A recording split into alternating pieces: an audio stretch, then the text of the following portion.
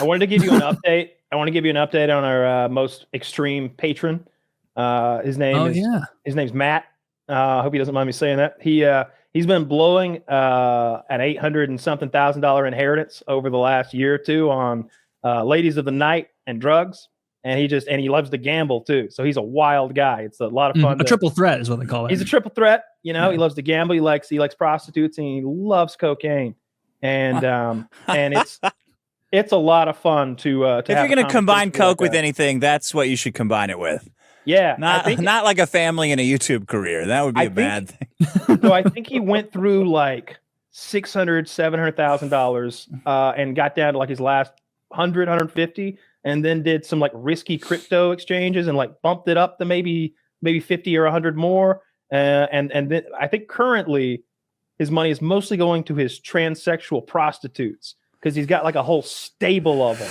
He sent like all these pictures in the chat. Like this is we're just in there. We got to join the Discord at some point, Taylor, when we were doing one of our game nights, because this guy's in there linking his whole stable of tranny hoes, and there's like 9 or 10 like semi-passable people that and he's just like, oh, it's a great deal, man. At first you start off paying, but after they'll give you some freebies every now and then when they want to film stuff for their OnlyFans. It's a good deal, really. Oh, freebies. So he's working for them.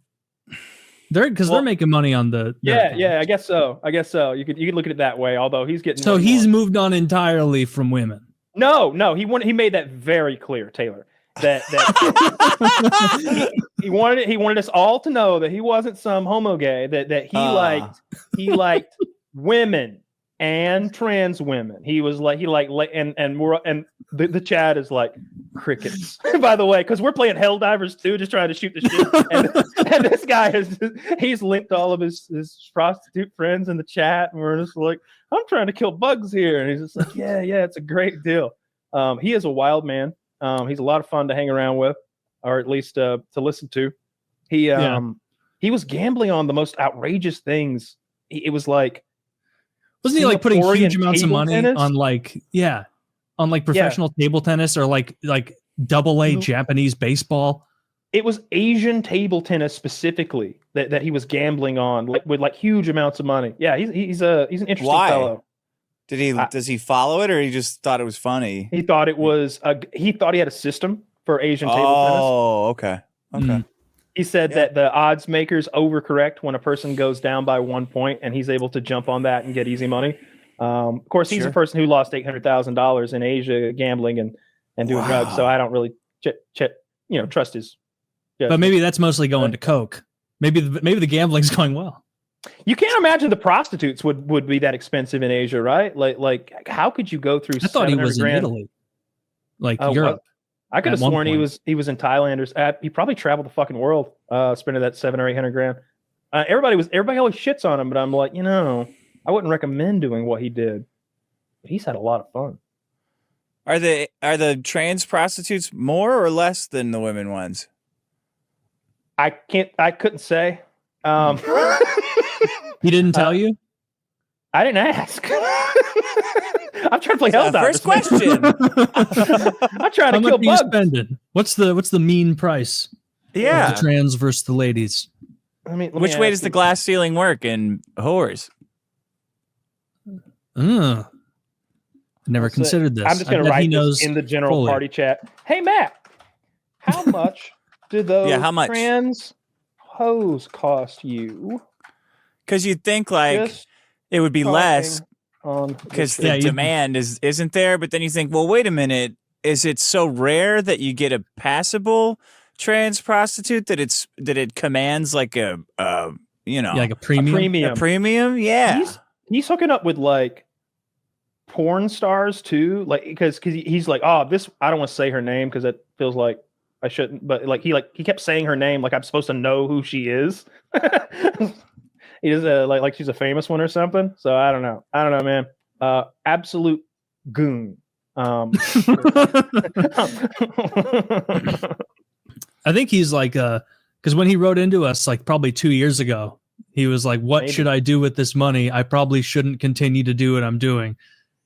He's still doing that. Still doing what he's doing. You know what he told me last night or maybe the night before? He was like, Kyle, when you said on the show that what I should do with my remaining money is send it all to you, I was so close to sending you $70,000, and I was like, man, you don't know me well enough to send me $70,000, because I'll buy a Bitcoin right away and pretend like that didn't happen.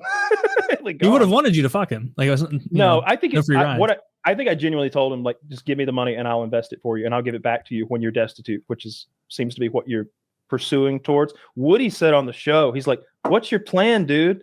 Blowing your brains out when you run out of money? Because that's kind of what it seems like. Like, straight up.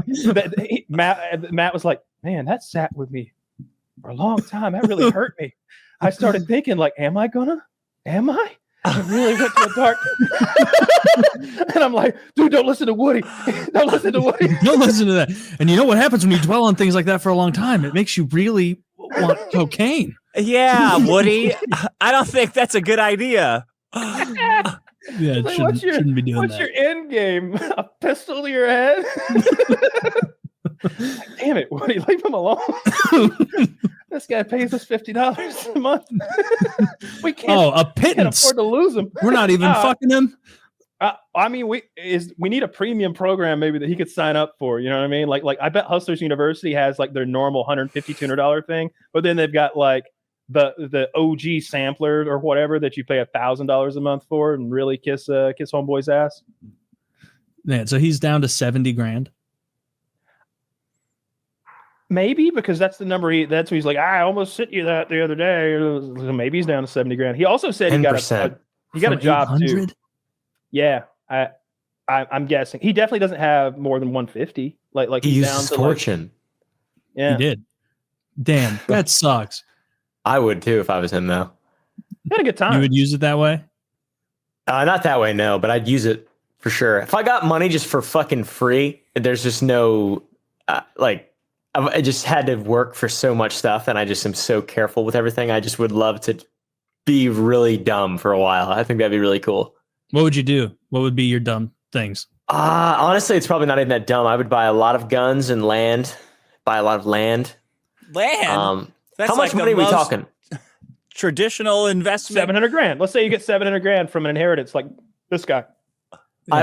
I would build a house on my land. So you'd be incredibly responsible. That's not a splurge. Yeah. I want to splurge. Caleb would go crazy, and he'd invest in some rental properties. You're doing that same. I saw a billionaire get interviewed, and they're like, "What do you splurge on for yourself?" And he's like, "I have really nice socks." And it's like, "Shut the fuck up!" What? All right, a house is not a splurge. I would go nuts on bonds. On wild and futures, dude. Trading futures. Dude, get a wacky and 3% return guaranteed. Yeah, man. A jumbo Roth. Yeah. Yeah, I don't know. I don't know. I feel like guns, probably guitars. Maybe I love guitars. See, I don't think guns are even that bad of a splurge, because if you truly want to, you can often get like at least 80% of your money back. Oh yeah. You know, it's not like a true. Some of them are appreciating assets, as we all know. Yeah. There's a guy in our Discord who's starting sort of a collection of machine guns, and they're expensive. You know, transferable machine guns, but they ain't making anymore. So when I don't remember what he spent. What do you mean?